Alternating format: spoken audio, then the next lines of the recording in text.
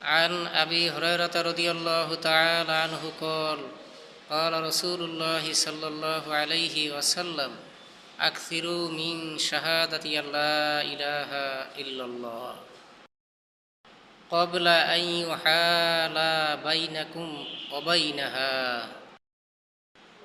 সর্বাধিক হাদিস বর্ণনাকারী এবং আল্লাহ রসুল সাল্লাল্লাহু আলাইহি ওয়াসাল্লামের একজন বিশিষ্ট খাদেম হযরত আবু হুরায়রা রাদিয়াল্লাহু তাআলা আনহু থেকে বর্ণিত, তিনি বলেন, সরদার দো আলম জনাবি মুহাম্মদুর রাসূলুল্লাহ সাল্লাল্লাহু আলাইহি ওয়াসাল্লাম ইরশাদ ফরমান যে তোমরা বেশি বেশি পরিমাণে লা ইলাহা ইল্লাল্লাহর সাক্ষ্য দিতে থাকো ওই সময় আসার পূর্বে যখন তোমরা এই কালেমার জিকির করতে পারবে না, অর্থাৎ এই কালেমা বলতে পারবে না।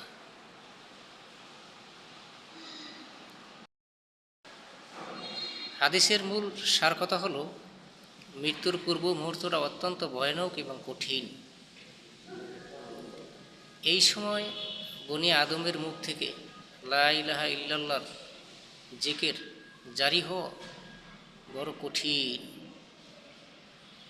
তাই আল্লাহ রসুল বলছেন, তোমরা মৃত্যু আসার পূর্বে বেশি বেশি পরিমাণে এই কালেমার জিকির করতে থাকো। আর যারা জীবদ্দশায় বেশি বেশি পরিমাণে লা ইলাহা ইল্লাল্লাহর সাক্ষ্য বা জিকির করবে, আল্লাহ তাআলার একান্ত মর্জি হলে মৃত্যুর পূর্বেও তার জবান থেকে লা ইলাহা ইল্লাল্লাহ বের হবে।